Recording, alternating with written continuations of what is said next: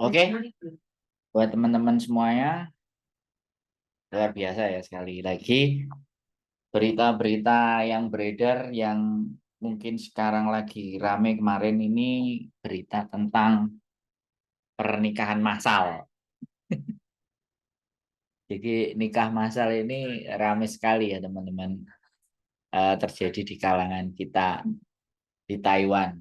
Bagaimana dengan Hong Kong? Apakah akan diadakan juga nikah massal? Mungkin ada fenomena. Selamat malam Mbak Novi. Mbak Novi A sudah hadir di komen. Terima kasih. Jadi fenomena-fenomena menikah secara massal dengan sesama orang Indonesia di Taiwan. Nah, aku juga sebenarnya agak sedikit bingung ya. Kenapa di Hongkong nggak ada ya? Mungkin karena tidak ada pasangannya, laki-laki tidak banyak di Hongkong, sehingga tidak bisa terjadi pernikahan massal. Kalau mungkin nanti mudah-mudahan Hongkong ini sama kayak apa Taiwan ya, semakin banyak cowok yang ada, mungkin pernikahan massal akan terjadi. Semoga di Hongkong nggak ada, Mas. Bagaimana pendapat kalian teman-teman? Katanya Mbak Novi, semoga tidak ada. Ya, sekali lagi pernikahannya massal tapi tidak dipublish. Kemarin kan sempat juga ada yang telepon saya mau nanyain apa namanya Ustadz atau Pak Haji siapa yang bisa menjadi wali hakim atau yang bisa menjadi penghulu untuk menikahkan secara sah ya, tak kasih info dong karena memang di Hongkong ini ada. Jadi buat sekali lagi buat teman-teman semuanya, menikah massal luar biasa ya esensinya. Jadi ya saya nggak ngerti ya asal mulanya karena kita belum dapat narasumber. Fokus kerja, kasihan anak dan keluarga yang di rumah, kasihan kalau mereka jadi korban. Oh ya. Nah, soalnya kan kita sebenarnya juga tidak memahami dan tidak mengerti sih konsep menikah massalnya ini bagaimana sih.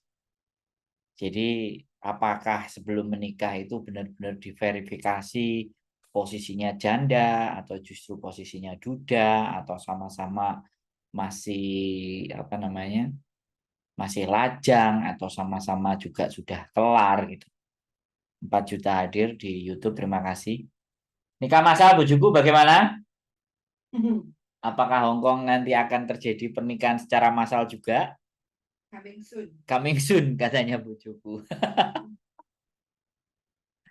Karena memang jumlah pria semakin hari semakin bertambah karena juga mereka sudah semakin mengerti bagaimana cara masuk di Hong Kong seperti apa dan bagaimana mereka sudah luar biasa, sudah mempelajarinya bagaimana masuk ke Hong Kong seperti apa dan semakin banyak juga teman-teman yang sudah masuk dan ada juga berita-berita atau isu-isu yang memang sudah terjadi kehamilan yang akhirnya hamil tapi bapaknya nggak ada, bapaknya kabur, bapaknya entah kemana, tidak bertanggung jawab. Jadi luar biasa juga ya, ada beberapa yang memang eh, kembali lagi ya, yang bercerita juga ada, yang akhirnya berujung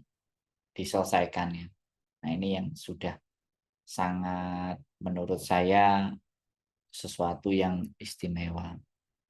Jadi buat teman-teman semuanya semakin waspada ya, semakin berhati-hati, semakin jaga diri, jangan gampang terlenang dengan iming-iming, dengan rayuan, dengan apapun itu ya, namanya juga eh, kesepian.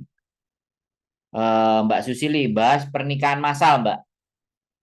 Kita bahas pernikahan massal. Jadi pernikahan massal yang marak. Jadi kayak gitu ya buat teman-teman semuanya.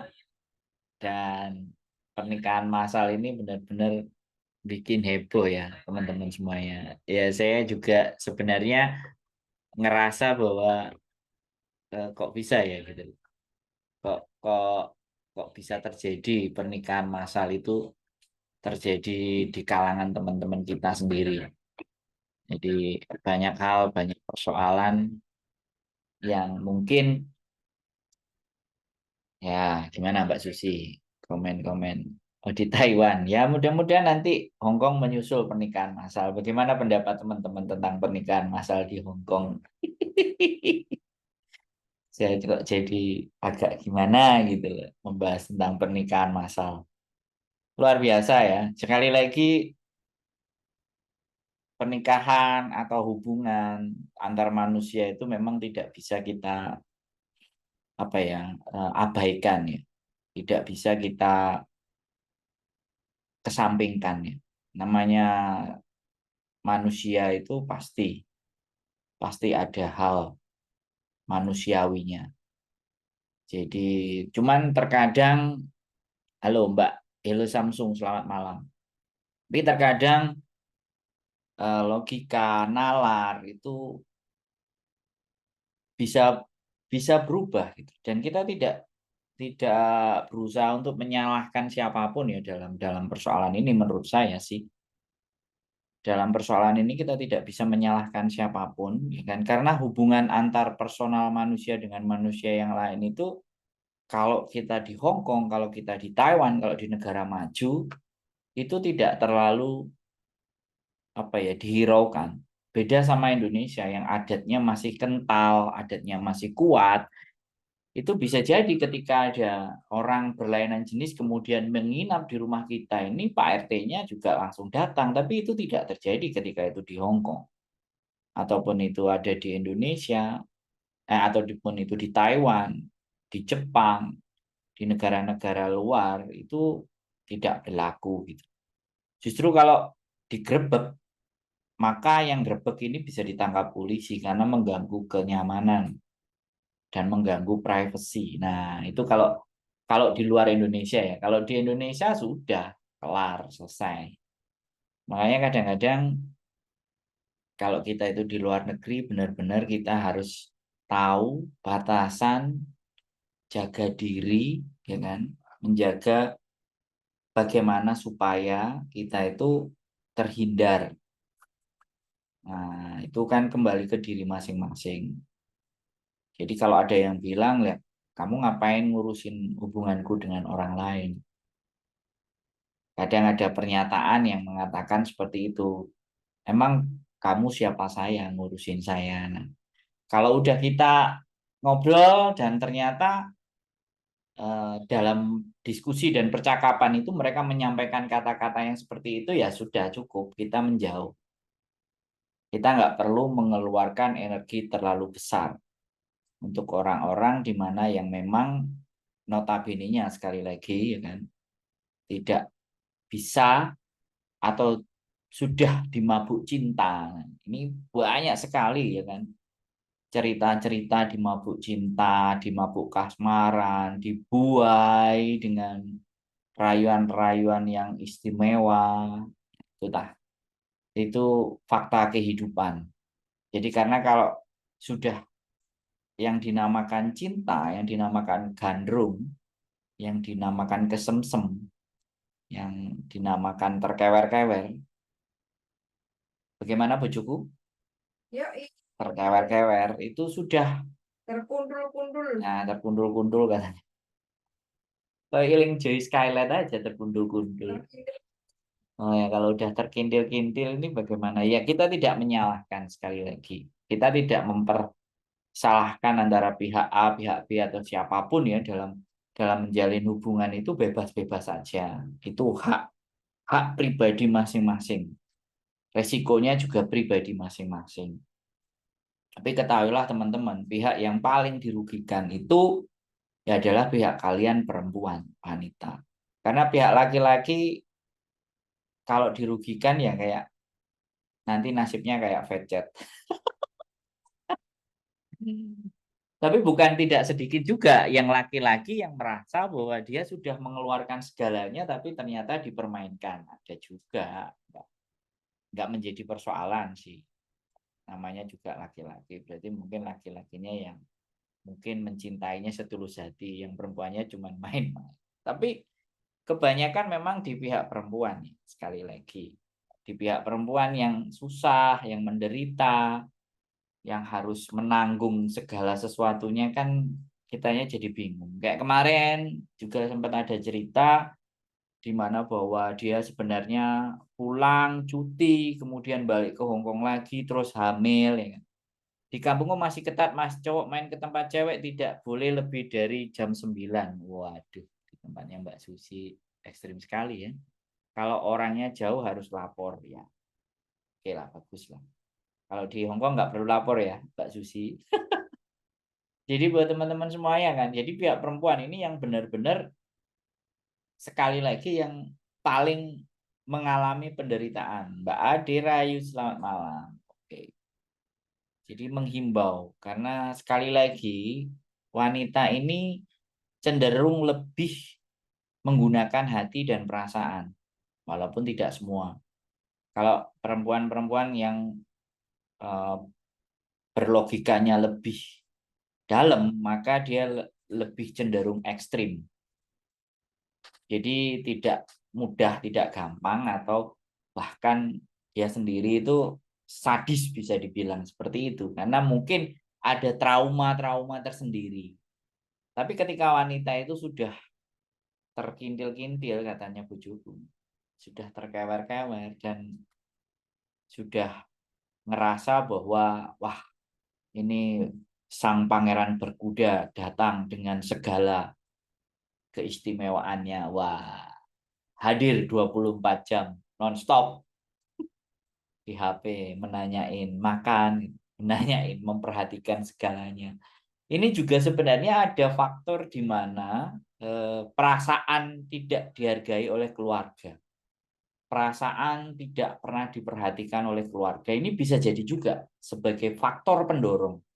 Jadi teman-teman yang sudah di luar negeri itu ada beberapa yang memang merasa bahwa kenapa keluarga saya ini tidak memperhatikan saya. Dia hanya mencari saya ketika membutuhkan uang, beli pulsa, bayar sekolah, atau ini tagihannya, cicilannya.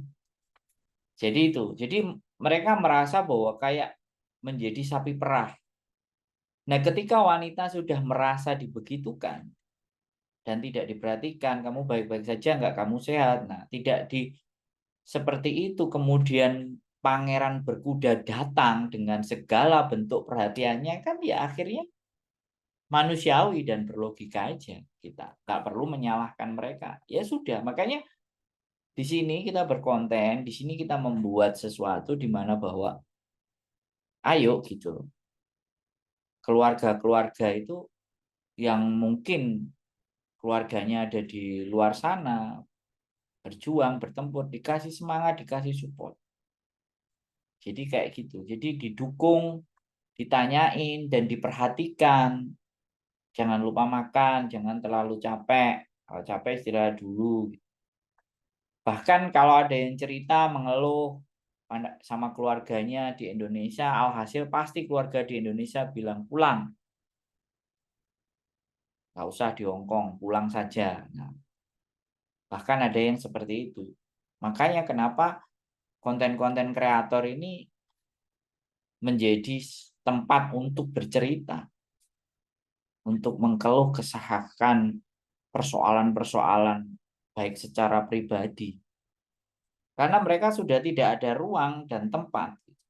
Kalau ataupun ada ruang dan tempat itu cuma hari Minggu, misalnya di kumpulan mana yang menyediakan tempat untuk curhat. Sedangkan kebutuhan untuk bercerita itu manusia itu enggak cuma satu kali. Terkadang ada yang butuh didengerin, ada yang butuh didukung, ada yang butuh disupport. Nah, ini psikis ya. Bahkan kalau wanita-wanita yang kuat ketika mendengar, betul Mas, aku yang ngeluh kesel sama orang tua, ya disuruh pulang. Nah, Mbak Hello Samsung. Makanya keberadaan keberadaan kita di sini itu banyak. Hadir kita saya hadir gitu. Saya hadir di konten segala sesuatu untuk berdiskusi sebenarnya. Untuk apa yang harus kita lakukan. Bagaimana, seperti apa. Karena tidak banyak orang yang punya kesempatan, punya waktu untuk hanya mendengarkan. Gitu loh. Loh ya? Di luar ada orang teriak-teriak. Yang salah. Mungkin malam minggu lagi kumat. Makanya, nah, orang-orang yang sedang mengeluh, orang-orang yang sedang ada persoalan di dalam dirinya, itu biasanya ketika bercerita kepada orang-orang yang salah, orang-orang yang keliru, malah justru akan dimanfaatkan. Nah, ini yang paling berbahaya. Makanya keberadaan anggota keluarga, keberadaan orang-orang terdekat, lagi bahas apa Mas Andrew? Mbak Lisa Balisto, ini membahas tentang kemana kita harus curhat, kemana kita bercerita. Mungkin beberapa orang yang mungkin tebal imannya dan mungkin ada kesempatan untuk beribadah, mungkin dicurahkan di situ, bagus.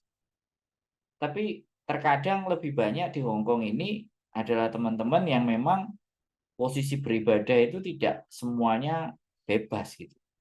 Karena majikan Hongkong ini kan bukan rata-rata muslim, tapi ada juga yang notabene-nya si majikan ini dia mampu dan memberikan toleransi. Padahal wanita itu hanya gampang, hanya butuh diperhatikan. Bukan begitu, Mbak Bojo? Nah, betul Mbak Susi katanya bojoku. Wanita itu butuh diperhatikan. Nah, ini loh. Oke, teman-teman semuanya, kita angkat ya, sambil sambil kita ngobrol, sambil kita angkat. Ini mau bercerita apa? Oke. Oke, selamat malam. Berjumpa kembali bersama saya Sandro Jabrik Wong Gandeng Sakdonyo. Mohon untuk tidak menyebutkan nama dan identitas dalam percakapan ini karena percakapan ini tampil di live Facebook dan channel YouTube saya. Bagaimana, Mbak? Gini, Mas, kan Boleh. saya sekarang sedang di Indonesia. Siap. Terus majikan saya itu kan titip minta diberikan sarang walet gitu loh. Oh, yes. Sebanyak 1 kilo. Yes. Kira-kira itu bermasalah nggak ya baik di sini maupun di Hongkong, kira-kira bermasalah nggak ya? Nggak ada masalah kalau sampean bawa barang keluar dari Indonesia. Tapi kalau masuk, nah itu. Kalau keluar nggak ada masalah, Mbak. Cuman aku nggak ngerti kalau sarang burung walet ini apakah masuk karantina apa enggak. Tapi kelihatannya enggak. Kalau tanaman sama tumbuhan masuk. Tapi kalau sarang lava walet apalagi sudah yang dalam bentuk putih-putih, sampean bawa aja nggak ada masalah sih menurut saya. Aman ya? Ya Di nggak Hongkong apa-apa. pun Nanti juga kalau aman ya? kalau keluar dari Indonesia menurut aku nggak menjadi persoalan. Tapi kalau masuk di Hongkong nanti ya bilang aja ini gift oleh-oleh gitu aja. Ini majikan saya yang pesan. Oh, Nggak ada persoalan itu, oh Mbak. iya. Oh, aman ya. Soalnya takutnya nanti ada yang bilang di blacklist apa gimana. Enggak. Jadi kepikiran. Enggak, kalau itu enggak, Kepikiran. Mbak. Itu jauh, itu enggak. Oh, Enggak. oh, Sampai blacklist itu enggak. Paling ya cuman ditanyain ini apa, kamu bawa seberapa. Paling itu kalau di Hongkong paling seperti itu. Tapi Yinwo itu udah orang Hongkong juga tahu gitu. oh. Selama Ya katanya soalnya kan habis kenapa? COVID ini kan takutnya ada virus-virusnya gitu loh, Sandro. Ya, sekarang sampean ngomong aja sama majikan. Saya tetap bawain ya. Mhm. Tapi mudah-mudahan nggak ada apa-apa. Kalau ada kenapa, ya sebisa mungkin aku akan menjelaskan. Sampean bilang aja begitu, biar nggak mengecewakan. Karena Oh, regulasi ini kita nggak tahu dan nggak paham. Gitu. Bilang aja begitu. oh. Oke, oke. Makasih Mas Sandro infonya. Terima kasih. Oke, siap. Ya sudah begitu saja. Ya, Yoi. makasih. Selamat malam. Halo. Oke. Bye. Ini ada yang sudah mau ngajak ngobrol. Kakak Egi Darmawan. Nah, mau ngajak ngobrol Kakak Egi Darmawan. Oke, kalau Anda mau ngajak ngobrol. Ini sekali lagi ya teman-teman, kita bahas tentang bagaimana membutuhkan perhatian. Wah, makanya kita di sini mencoba ya kan. Oke, hit full screen. Kita tak coba buka WhatsApp ya kan, supaya nanti kita bisa apa jenenge ngobrol. Ini ada yang mau ngajak ngobrol, kita buka obrolannya gitu aja. Oke, sambil nunggu ya kita setting ya teman-teman. Loh kok lagi di setting kok ngomong nanti aja piye sih karepe Kakak Egi ini. Kakak Egi, bagaimana Anda masih mau ngobrol nggak? Kalau nggak mau ngobrol tak lanjutin ini. Kalau mau ngobrol aku kirim Zoom-nya nih. Gitu loh. Anda belum mandi, biasanya jam setengah 10. Ini kebetulan istriku masih on, belum nyuruh tidur, makanya aku on. Gitu. Bahwa Allah untuk goreng. Ya sudahlah, sudahlah. Silakan bermalam mingguan.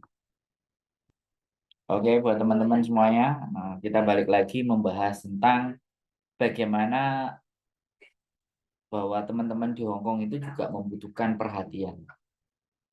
Nah, ada beberapa pendapat di mana bahwa ya sudah, kamu coba menghibur dirimu sendiri. Kamu coba membahagiakan dirimu sendiri. Kadang-kadang tuh ada yang seperti itu. Ya, boleh, bagus. Tapi ada orang yang memang dia tidak mampu dan tidak memahami bagaimana cara menghibur dirinya sendiri. Cara membuat dirinya bahagia secara sendiri itu ada yang tidak mampu. Harus berpengaruh di orang lain. Ada, ya kan? Tapi kalau orang-orang yang tahu bagaimana cara membahagiakan dirinya sendiri, itu nggak ada masalah, itu oke. Tapi kalau nggak bisa membahagiakan diri sendiri itu bagaimana? Seperti apa caranya? Sebenarnya sederhana dan gampang sekali menghibur diri sendiri itu. Lakukan apa yang kalian senangi, sudah. Lakukan yang ingin kalian lakukan, sudah. Tetapi yang kalian lakukan itu dalam batasan, dalam tata aturan. Misalnya, ya, kita suka, namanya perempuan kan ada yang suka belanja nih. Ya sudah, belanja. Tapi sekali lagi juga dipikirkan bahwa ke Hongkong ini tujuannya nggak cuma belanja. Belanja itu hanya refresh. Jadi eh, se ada budget untuk menyenangkan diri sendiri, boleh, nggak ada masalah. Misalnya makan, sukanya kuliner, ya sudah, silahkan kuliner. Terus ada yang juga sukanya ikut fashion show. Nih kakak Egi kalau bahas tentang fashion show, bahas tentang perlombaan yang membayar kakak Egi. Oke, ini ada yang komen lagi di YouTube. Bahagiannya Mas belanja jalan-jalan karo gajian. Oke, Mbak Ekawati selamat malam. Mbak Lisa Balio tadi katanya ibadah, mbaknya yang malas ya. Oke, zaman yang malas aku nggak berani ikutan. Karena soal ibadah kembali lagi ke diri kita masing-masing. Yang disukai ya saat belanja, beli baju sama gajian. Ya nggak apa-apa, kasih reward buat dirinya sendiri. Cuman ada beberapa pesan di mana bahwa kita juga harus kondisi ya, jaga kondisi, beli vitamin, beli suplemen, itu boleh. Karena ada beberapa teman-teman yang mengalami keluhan. Sebenarnya saya juga ingin membahas banyak hal tentang teman-teman kita yang memang menderita kanker dan menderita tumor. Jadi ini juga pembahasan yang sebenarnya penting. Tapi ketika kita nggak berbicara dengan yang menderita, jatuhnya kayak ya kalau saya sih prinsipnya kalau saya nggak menanyai narasumber yang kompeten dalam artian yang merasakan sendiri itu juga agak berat gitu. Artinya kan kita hanya mengungkapkan pendapat kita. Tapi kalau ada narasumber, saya pernah dua orang saya pernah ngajakin ngomong tapi mereka tidak mau di konten tentang mereka yang terkena kanker. Dari dua orang ini ternyata ada persamaannya. Kenapa? Nah, ini ada faktornya dari perhatian juga. Ada faktor dari tingkat trauma. Jadi ada faktor psikis yang dimana bahwa dia merasa hidup sendiri, dia harus nanggung sendiri. Sehingga dia tidak ada merasa di dalam dirinya itu tidak ada yang peduli. Nah, kalau orang sudah merasa kesepian, nah ini bahaya. Karena kemarin saya nonton konten di mana konten itu konten rutin yang saya lihat. Channelnya tulisannya Kutu Buku, teman-teman boleh juga lihat. Di Kutu Buku itu ternyata faktor kesepian itu menyebabkan 14% kematian. Oh, ngeri kan? 14% kematian itu disebabkan karena faktor kesepian. Nah, orang-orang yang kesepian ini juga yang rentan mendapatkan persoalan dan masalah. Orang-orang kesepian ini juga yang rentan itu dijadikan objek. Sifat kesepiannya dia.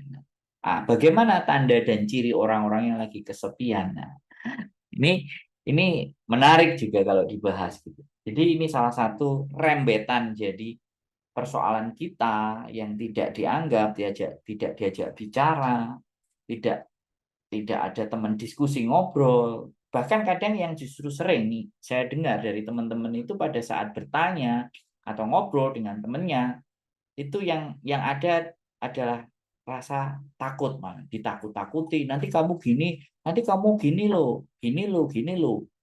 Kadang ada juga yang temannya sendiri ngomong, udah kamu bertahan aja, tapi tidak mencoba untuk menyelami sebenarnya masalahnya mbaknya itu kenapa kok nggak kuat untuk bertahan. Jadi kadang-kadang sesederhana itu sehingga seseorang ketika bercerita sama orang lain yang ada malah rasanya kayak tambah ditakut-takuti dan terintimidasi.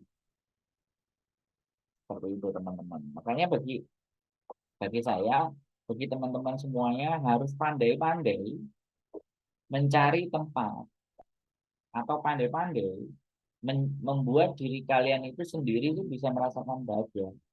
Oke, Mbak Lisa ini, Mbak Lis, orang-orang yang merasa kesepian biasanya jadi sasaran empuk garangan. Yang ngomong bukan saya loh ya, yang ngomong bukan saya, yang ngomong Mbak Lisa Balis tuh.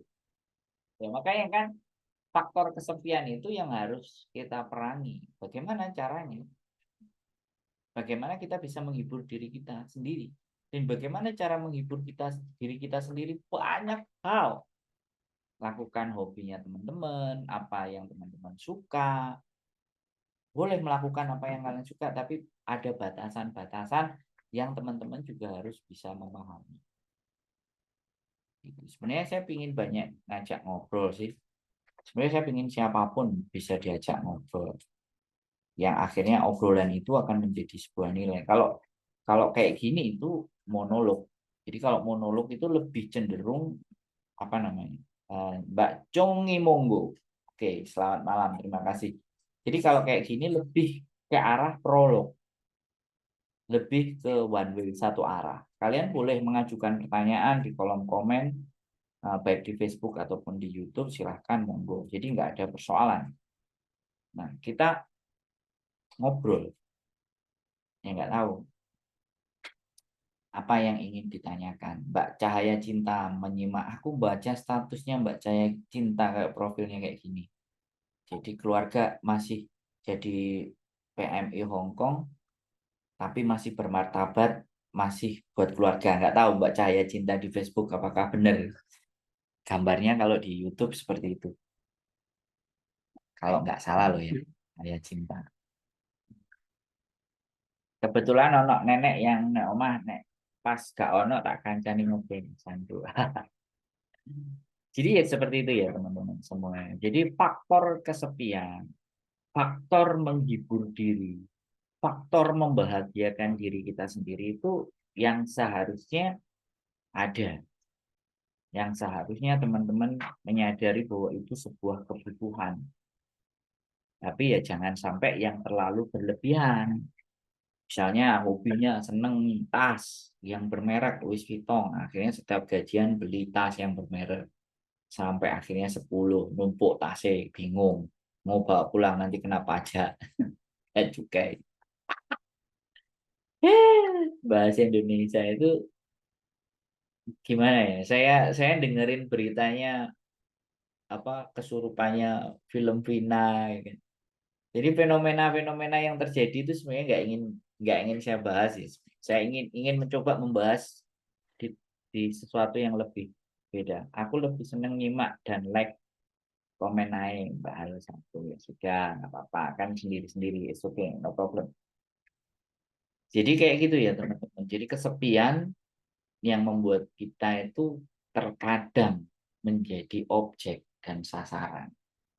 Makanya bagaimana menghilangkan kesepian? Ya mulailah mengenali diri sendiri. Mulailah di mana teman-teman itu memahami bahwa kebutuhan saya itu untuk menjadi bahagia itu bagaimana. Untuk saya itu merasa Enggak. doku loro mbok entekno ah. Ya. Kamu wis telu ah. Bojoku. Ayo tak. Bojoku kemarin godok-godok papat dimakan dia 2, hari ini 1. Aku cuman dibagi 1. Itu yang terkabul. Untung gue dia bojo aku nikah sudah. Jadi kayak gitu ya teman-teman. Nah ini termasuk bojoku ini. Bojoku ini menghibur dirinya mangan jatahe bojone. Ndokku mana, Lek? Ya kan. Kesempatan dia, aku lagi live, dia kesempatan nyolong ndokku. Jatahnya saya 2, dimakan dia 1. Ya berarti sudah makan 3, saya baru makan 1. Belum 1 aja belum tak makan. Ya, kembali lagi ya buat teman-teman semuanya. Jadi ya, Mas Andro kok kelihatan kurusan apa lagi dia Anda benar Mbak Lisa balis tuh. Jadi kelihatan ya Mbak kalau saya diet berhasil Pian. Ada yang melihat saya terlihat kurus. Ya Mbak, ini harus dikuruskan lagi 5 kilo ini Mbak. Makanya mohon bantuan doanya agar supaya saya bisa lebih kurus lagi. Ya, kembali lagi ya buat teman-teman semuanya. Sekali lagi. Baik yang di Facebook ataupun yang di YouTube. Kelihatannya ini sibuk sekali ya teman-teman yang di Facebook. Ya kan? Karena hari Sabtu ini biasanya majikannya keluarganya datang terus masak-masak. Jadi hari ini jam 10 belum selesai. Mungkin baru di jam 11 nanti kau tim. Ya buat teman-teman semuanya menghibur diri kita sendiri itu juga penting. Membuat diri kita sendiri merasa bahagia itu juga penting, ya kan? Bagaimana caranya? Bermacam-macam. Tadi ada yang komen, aku kalau lagi suntuk, Mas, aku ambil benang, aku merajut. Kalau enggak, aku ambil mesin jahit, terus aku jahit. Nah, ini keren. Ini keren. Jadi, ada sebuah aktivitas. Ada juga ya, teman-teman tidak menutup kemungkinan ya, yang beli apa namanya mic, kemudian Bluetooth ya, speaker Bluetooth, terus akhirnya bernyanyi-nyanyi. Nah, itu salah satu cara. Kembali lagi itu salah satu cara menyenangkan diri sendiri. Boleh dengan teman-temannya, karaokean, itu boleh. Terus ada juga yang lebih bonafit lagi ke New Way. Ya, ke tempat karaoke, kumpul bersama teman-temannya menyanyi di dalam ruangan tertutup dengan kurunan, patungan. Juga yang ke Kang Sumrut untuk makan sego pecel. Nah, boleh katanya bojoku ke Kamsung Road makan sego pecel atau rawon. Besok mungkin kita mau bikin sego pecel. Waktu nenekku meninggal sangat sedih, terpukul, nggak bisa pulang, obatnya berdoa menyendiri, hangsang bojoku juga nggak mampu menghiburku. Wes, Mbak Susi curhat. Ya, ya nggak apa-apa.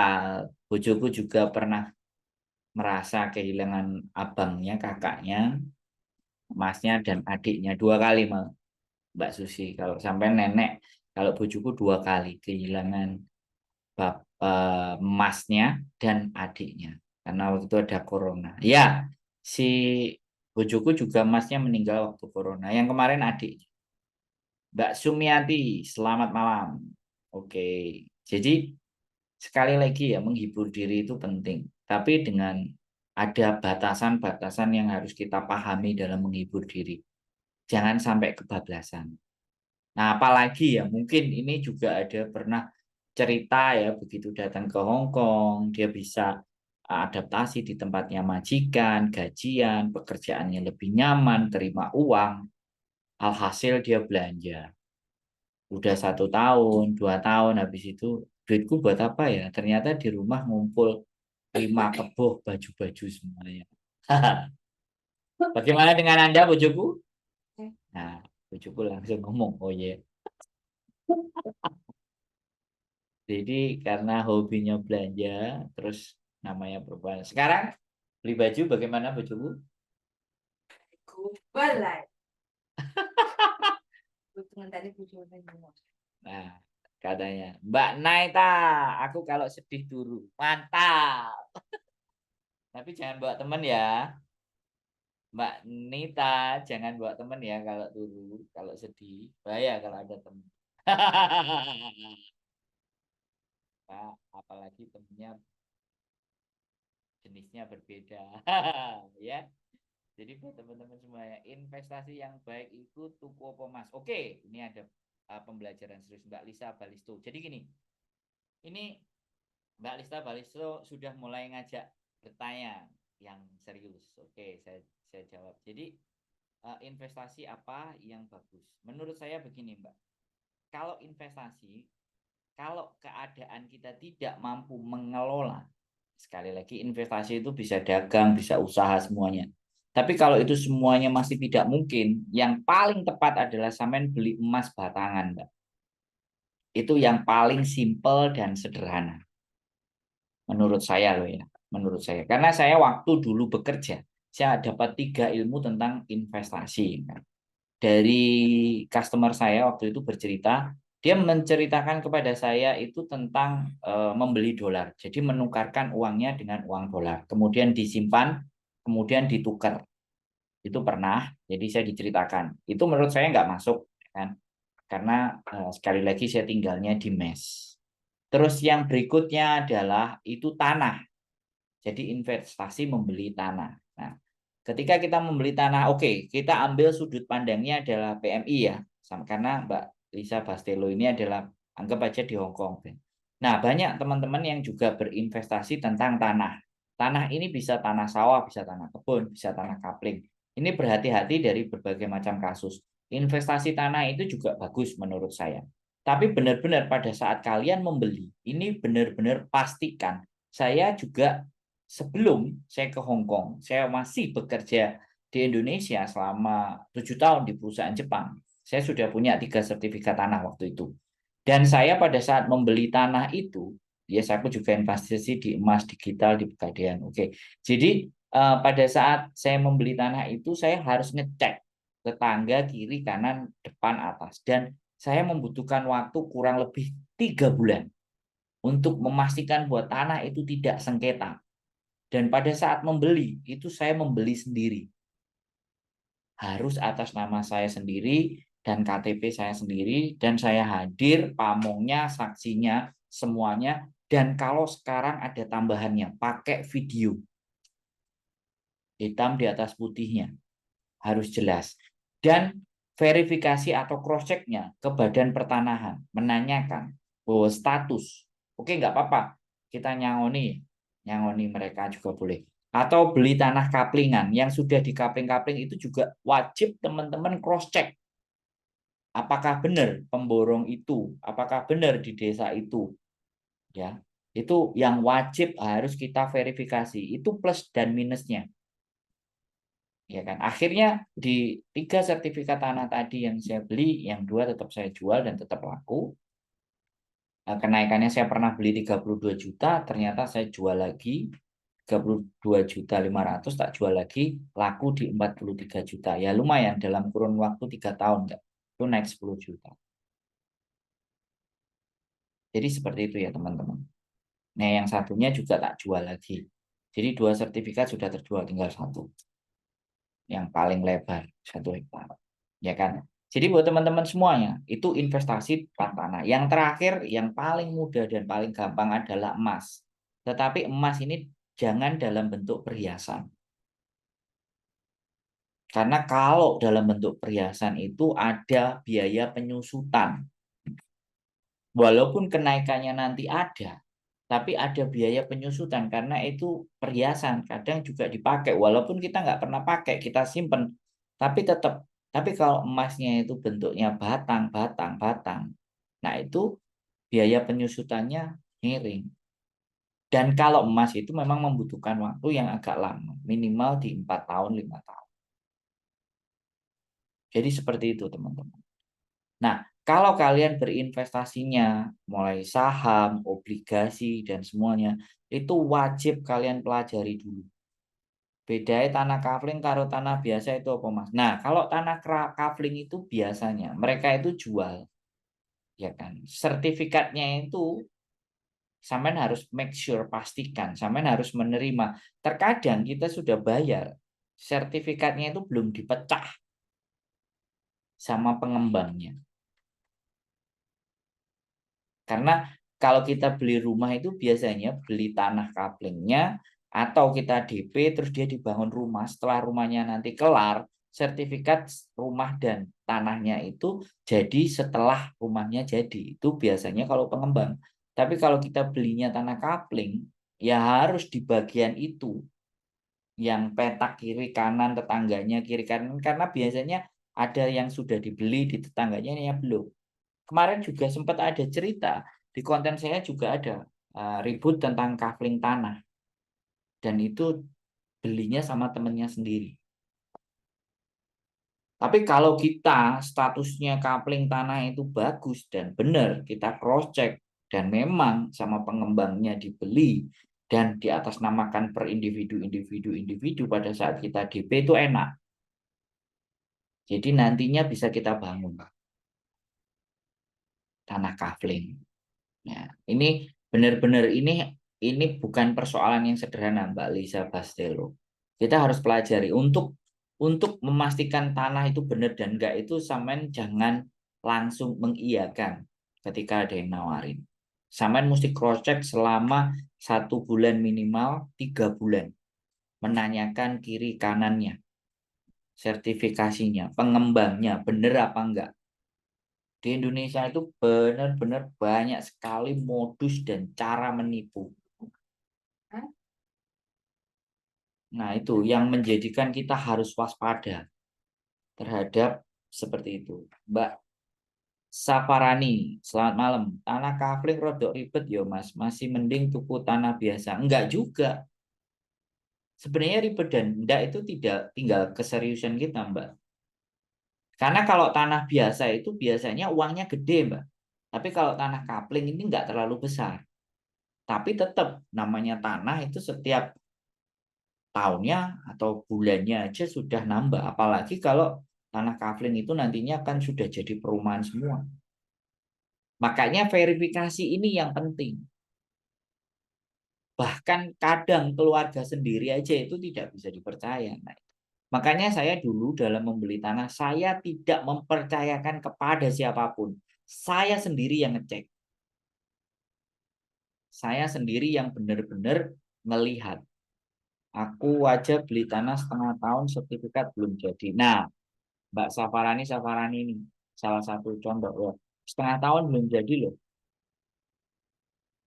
Ngeri kan? Kalau saya 3 kali pengalaman beli tanah memang bukan kafling. Tapi benar-benar saya terima sertifikatnya.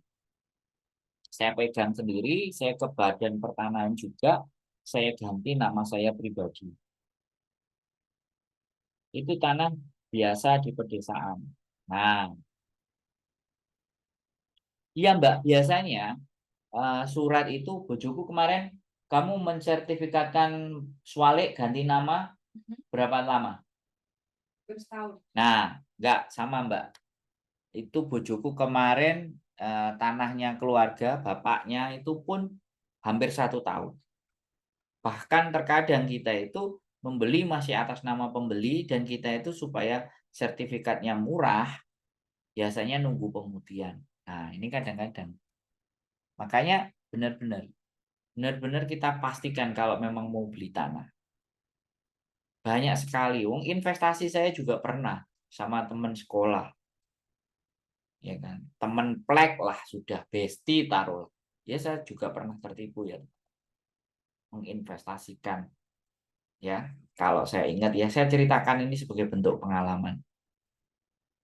Selamat malam, Presiden Komunitas YouTuber Hong Kong. Anda melihat saya di Facebook, oke. Terima kasih.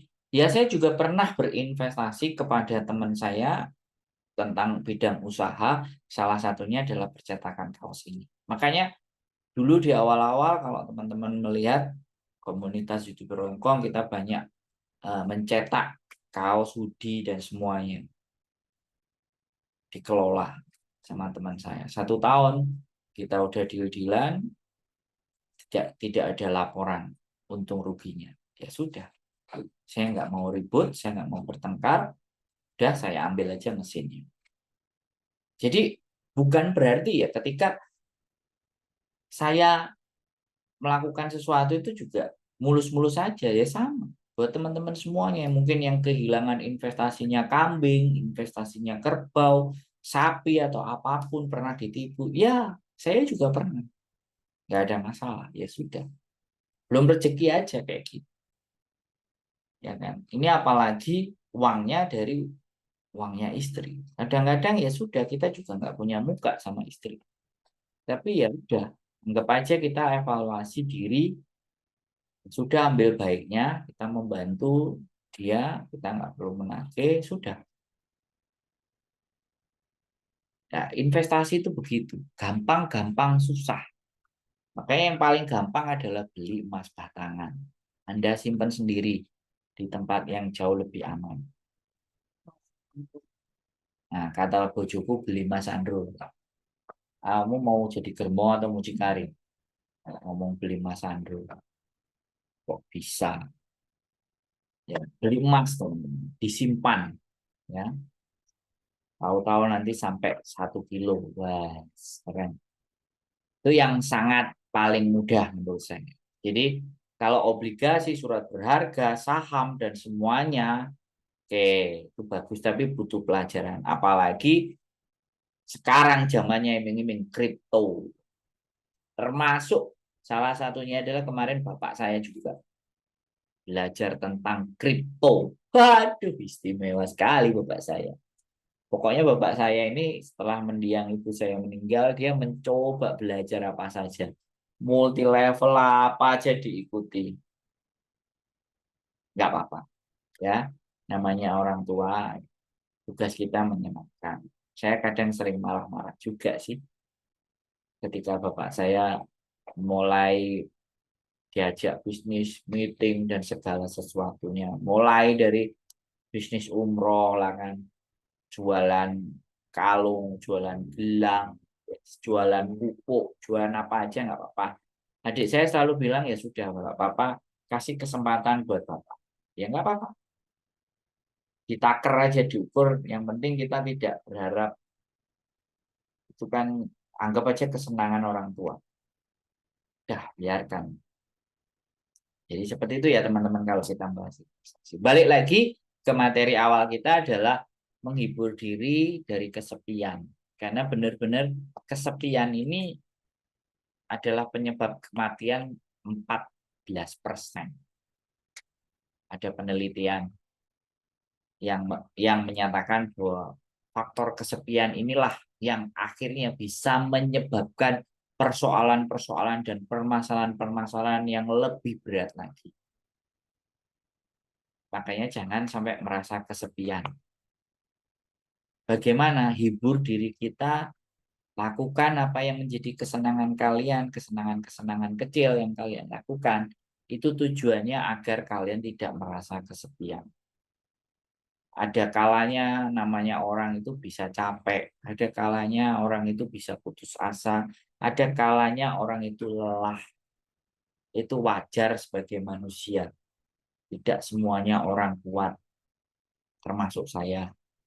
Saya mengakui ya, dulu saya menjadi orang yang nggak pernah takut terhadap apapun. Tapi setelah punya istri lah, malah saya takut sama istri saya. Ya kan? Dulu saya mau ngelakuin apa aja nggak masalah. Sekarang kalau istri saya bilang tidak, wah ini bahaya. Harus merayu dulu. Berbahagialah kalian yang masih jomblo. Ya, tapi istri saya melarang kan karena dia sayang dan cinta, tidak ingin terjadi apa-apa pada diri saya. Mbak Rifai keblok. Mbak ini tanda-tanda ya gimana apa pean cuti dulu. Tanda tangannya gimana apa pean cuti. Nah, ada yang tanya. Ya, yang bisa jawab yang beli tanah. Jadi kayak gitu ya teman-teman. Untuk mewakilkan juga pada saat kalian membelikan investasi ini benar-benar juga dipikirkan.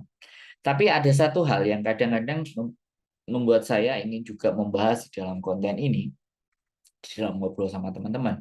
Kadang-kadang orang tua kita begitu melihat tetangganya ada yang jual karena sakit, butuh cepat, akhirnya dijual lebih murah.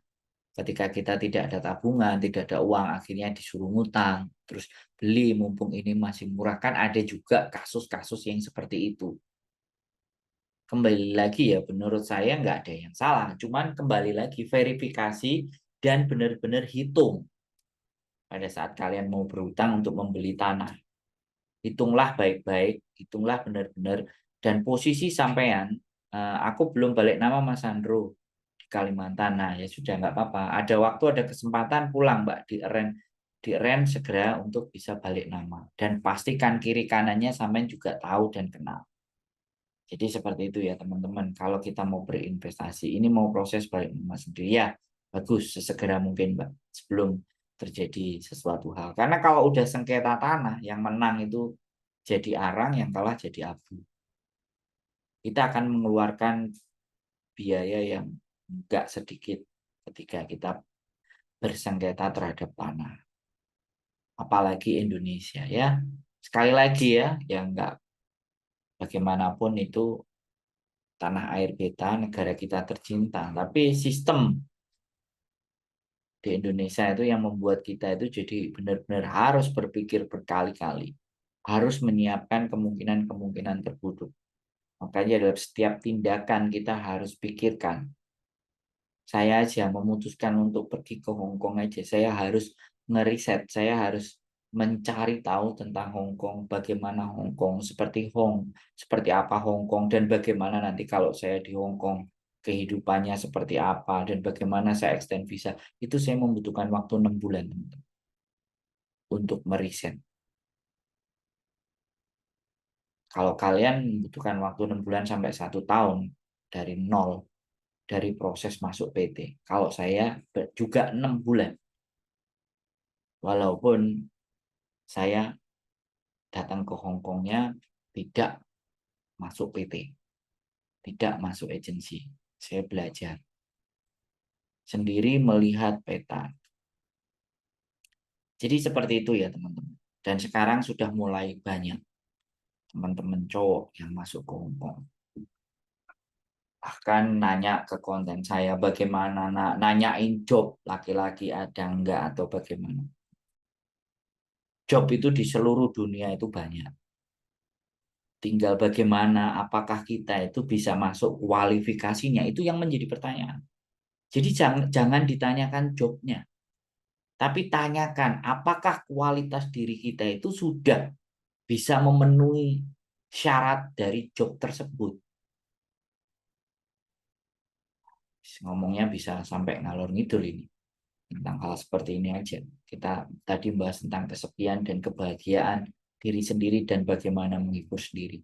Ini akan terus ya, kajian dan materi membahagiakan diri sendiri, membuat diri kita, menghibur diri kita sendiri itu menjadi kajian yang harus terus kita perbincangkan ya teman-teman. Karena hari-hari ini banyak orang itu yang tidak merasa bahagia dengan dirinya sendiri. Tidak merasa bahagia dengan keadaannya di hari ini. Dan itu adalah awal dan akar dari segala bentuk permasalahan. Kalau kita membahagiakan diri sendiri aja nggak tahu, nggak bisa dan nggak ngerti caranya, kita pastinya tidak akan juga bisa membahagiakan orang lain. Wong diri sendiri aja belum bahagia. Gitu. Dan bagaimana tanda atau ciri bahwa orang itu sudah berbahagia dengan dirinya sendiri? Sederhana. Ya kan? Tapi namanya orang kadang fluktuasi. Hari ini orang ini akan bahagia dan bersyukur atas dirinya sendiri, maka indikasinya orang yang bersyukur, orang yang bahagia dengan dirinya sendiri, orang yang sudah selesai dengan dirinya, itu tandanya satu, mudah berbagi. Jadi kalian harus melihat ketika kalian di sekitar kalian, di antara kalian, orang-orang yang mudah untuk berbagi sesuatu. Kita harus jaga orang yang seperti itu. Berteman dengan orang yang seperti itu. Karena dirinya sudah merasa bahagia. Sehingga dia gampang berbaginya. Tapi ketika di dalam dirinya belum merasa bahagia, belum merasa bersyukur,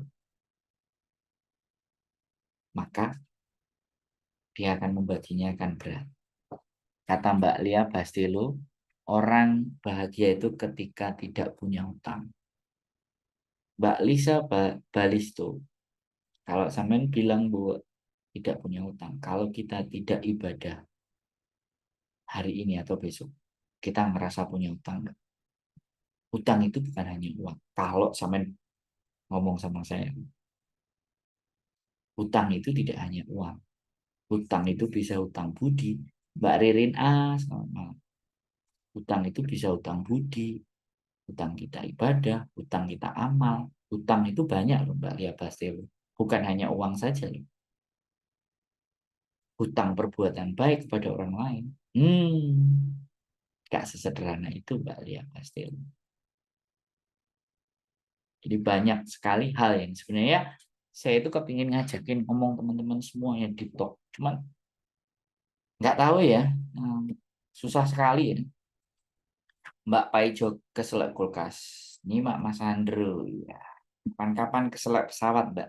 Nanti pesawatnya dimuntahin buat kita pulangin. Ya, jadi seperti itu. Sederhana itu ya. Dan bahagia itu sebenarnya sederhana. Iya, Mas, utang duit maksudnya. Nah, kan sampean baru ngomong duit sekarang. Nah, apakah sampean kepada orang-orang yang berbaik hati kepada sampean tidak membalasnya? Itu juga bagian dari hutang loh.